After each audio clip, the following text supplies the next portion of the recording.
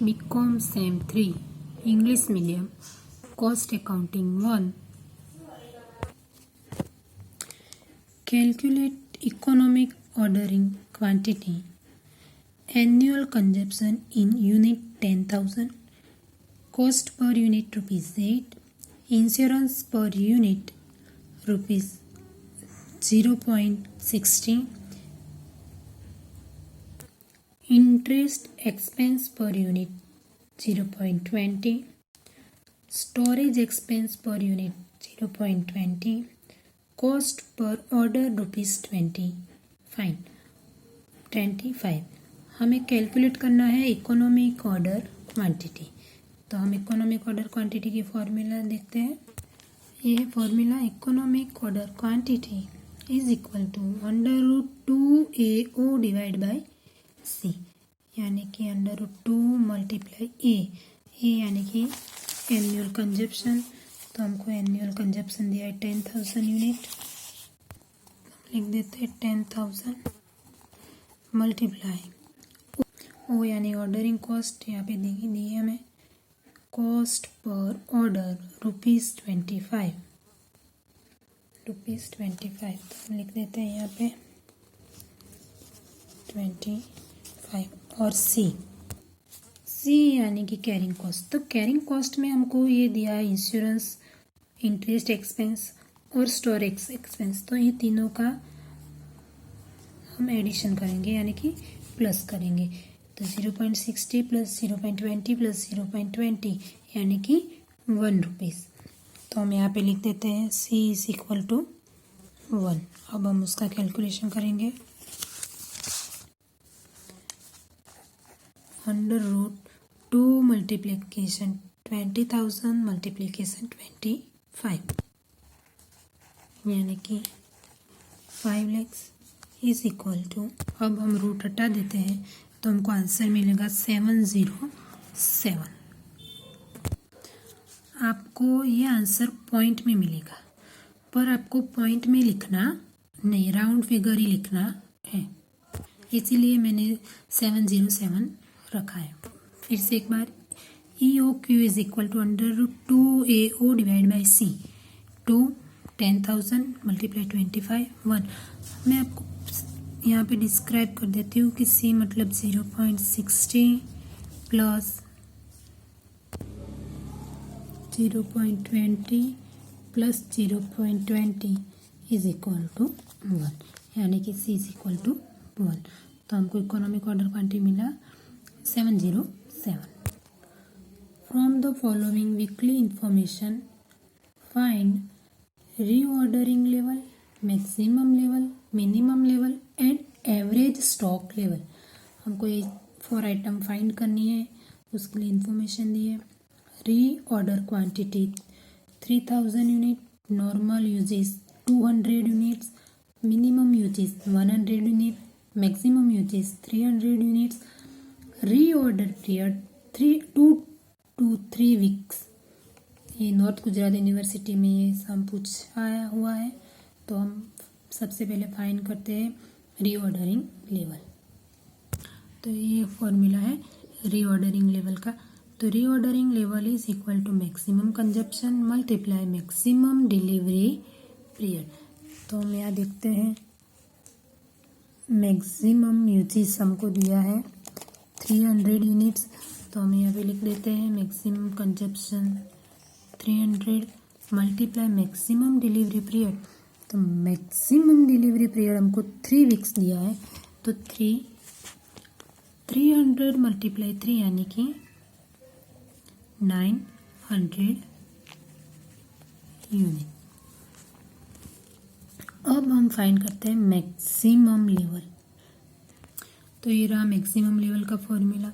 Maximum level is equal to ordering level minus minimum consumption multiply minimum delivery period plus ordering quantity. तो हमने ordering level अभी find किया। तो reordering level ये रहा 900, वो हम यहाँ पे लिख देते हैं ऑर्डरिंग लेवल पे 900 माइनस मिनिमम कंजप्शन। तो हमको मिनिमम कंजप्शन दिया है, मिनिमम यूजेस 100 यूनिट्स। तो हम यहाँ लिख देते हैं 100 मल्टीप्लाई मिनिमम डिलीवरी पीरियड। तो मिनिमम डिलीवरी पीरियड हमको दिया है 2 वीक। रीऑर्डर पीरियड यानी कि मिनिमम पीरियड हमको 2 वीक दिया है। तो यहाँ पे 2 प्लस ऑर्डरिंग क्वांटिटी। तो ऑर्डरिंग क्वांटिटी हमको दी है 3000 यूनिट। तो यहाँ पे लिख देते हैं 3000 यानी कि 900 माइनस 100 मल्टीप्लाई 2 यानी कि 200 प्लस 3000। तो हमको आंसर मिलेगा 3700 यूनिट्स। तो हमने मैक्सिमम लेवल भी फाइंड कर दिया। अब हम minimum level and average stock level find करते हैं। सबसे पहले मिनिमम लेवल। तो ये रहा हमारा मिनिमम लेवल का formula. Minimum level is equal to ordering level minus average consumption multiply average delivery period. तो ऑर्डरिंग लेवल हमने यहाँ पे फाइंड किया था 900 यूनिट्स। तो हम लिख देते हैं 900 minus average consumption. Average consumption हमको दे दिया है नॉर्मल यूजेस यानी कि 200 यूनिट्स। तो हम यहाँ पे लिखते हैं 200 multiply average delivery period. Average delivery period हमको दिया नहीं है, हमको एवरेज डिलीवरी पीरियड फाइंड करना है। तो ये है एवरेज डिलीवरी पीरियड की formula. Average delivery period is equal to minimum delivery period plus maximum delivery period divide by 2। तो हमारा ये मिनिमम और मैक्सिमम डिलीवरी पीरियड है। तो हम लिख देते हैं 2 प्लस 3 डिवाइड बाई 2। तो हमको मिलेगा 2.5। तो हम यहाँ पे लिख देते हैं एवरेज डिलीवरी पीरियड 2.5। उसको हम कैलकुलेट करेंगे 900 मल्टीप्लाई 200 मल्टीप्लाई 2.5। तो हमको मिलेगा 500। 900 में से 500 लेस होंगे तो होगा 400 यूनिट्स। तो ये था मिनिमम लेवल।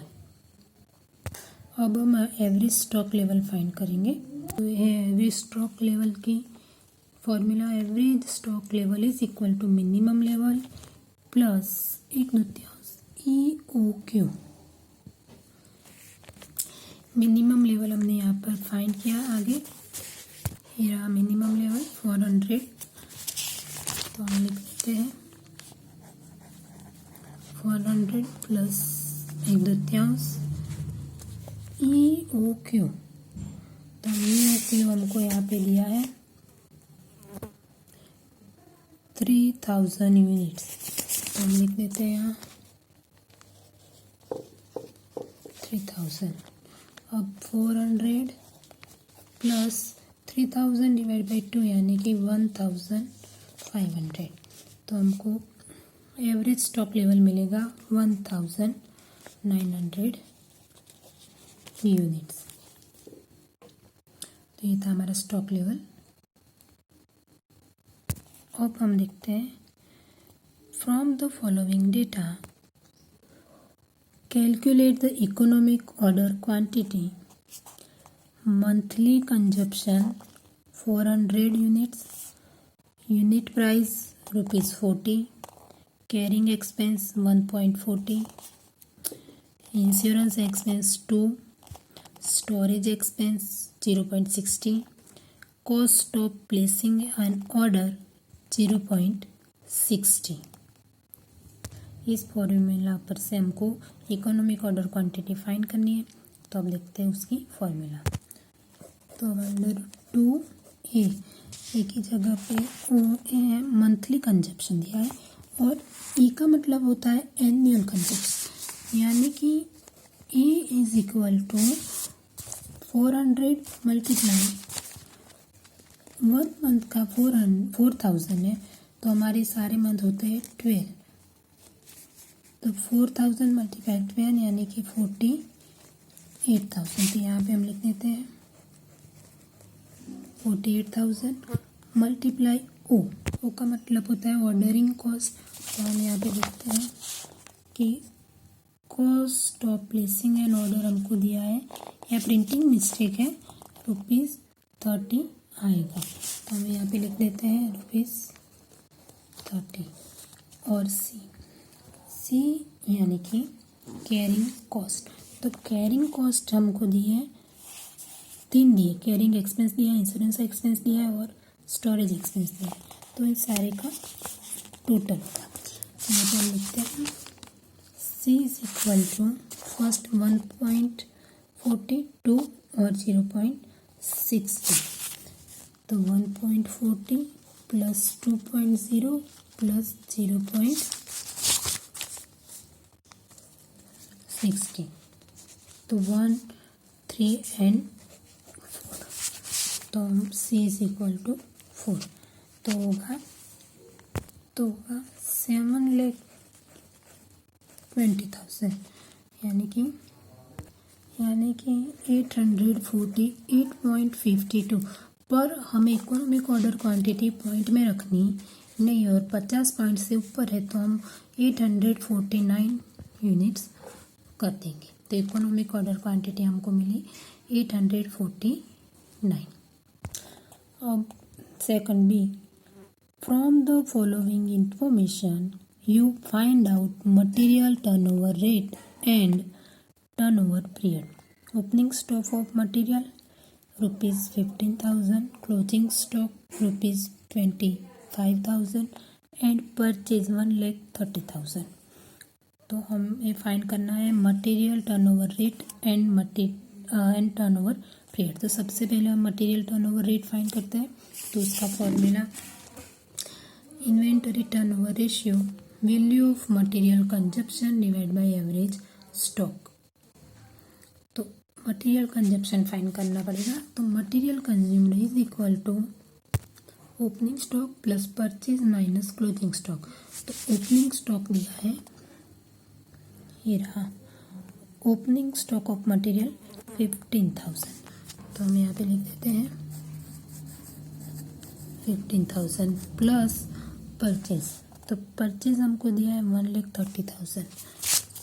तो 1,30,000 माइनस क्लोजिंग स्टॉक। तो क्लोजिंग स्टॉक दिया है 25,000।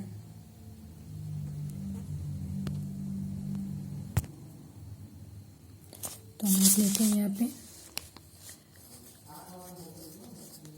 25,000।